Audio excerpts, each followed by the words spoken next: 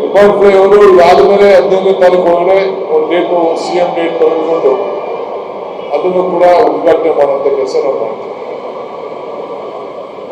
ಇನ್ನೊಂದು ಸ್ಟ್ರೆಚ್ ಇದೆ, ಇನ್ನೊಂದು 3-4 ತಿಂಗಳು ಆಗ್ತದೆ ಇನ್ನೊಂದು ಸೈಡಲ್ಲಿ. ಇದನ್ನ KR ಪುರಂ ಇಂದ ಬಂದು ಈ ಕಡೆ ಮೇಕ್ರಿ ಸರ್ಕಲ್ ಬರುವಂತ ಪ್ರಾರಂಭ ಮಾಡುವಂತ ಕೆಲಸ ಮಾಡ್ತೀವಿ. ಇವತ್ತು ಬೆಳಗ್ಗೆ ನಾನೆಲ್ಲ ನೋಡ್ಕೊಂಡು ಬಂದಿದ್ದೀನಿ, 3-4 ವಿಸಿಟ್ ಮಾಡಿದ್ದೀನಿ ಮೊದಲೆಲ್ಲ.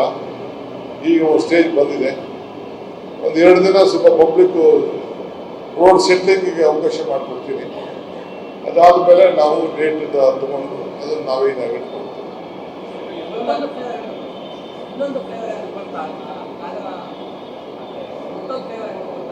ಎಲ್ಲಿ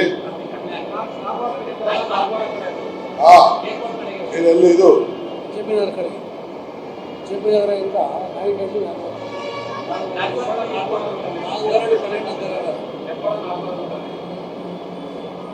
ಅಲ್ಲಿ ಇನ್ನೊಂದು ಹೊಸ ಫ್ಲೈ ಇದನ್ನ ಅಂಡರ್ ಪಾಸೇ ಬರ್ತಾ ಇದೆ.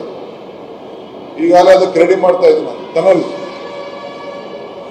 ಇದರಿಂದ ಇಲ್ಲಿ ST ಮಾಲಿಂದ ನಮ್ಮ ಯೂನಿವರ್ಸಿಟಿ ಇನ್ನೊಂದು ಹೊಸ ಟನಲ್, ಈ ಟನಲ್ ಬೇರೆ ಟ್ರಾಫಿಕ್ನ ಈಸ್ ಔಟ್ ಮಾಡೋಕ್ಕೆ ಇನ್ನೊಂದು 2 ವರ್ಷದೊಳಗೆ ಮುಗಿಬೇಕು ಅಂತ ಇನ್ನೊಂದು ಹೊಸ ಟನಲ್ನ ಆಲೇ ಇನ್ನು ಸದ್ಯದಲ್ಲೇ ಕ್ಯಾಬಿನೆಟ್ ಬರ್ತಾ ಇದೆ.